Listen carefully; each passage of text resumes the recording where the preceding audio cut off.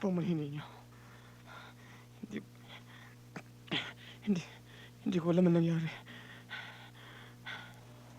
Binata, nakita ko na naapektuhan ka sa mga sinabi ko patungkol sa impyerno. Nagpapasalamat ako sa Diyos sa bagay na yun. Hindi ko alam ang iyong iniisip.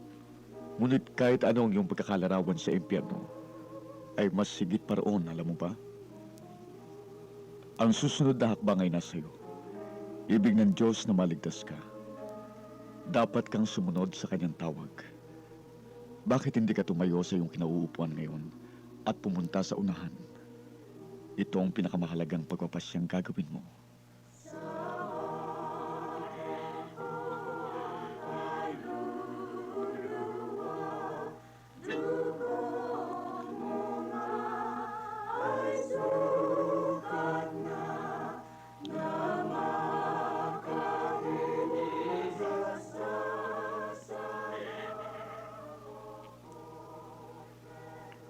Gusto mo bang maligtas ngayon din? Opo, Pastor. Hayaan mong ipakita ko sa iyo sa Biblia. Sa aklat ni Juan, Kapitulo 6:37. Ang lahat na ibinibigay sa akin ng Ama ay magsisilapit sa akin. At ang lumalapit sa akin sa anumang paraan ay hindi ko itataboy. Hayaan mo ba sa Jesucristo magligtas sa iyo ngayon? Opo, Pastor. Kung gayon, anyayahan mo na siya. Panginoon, alam kong nagkasala ako sa iyo.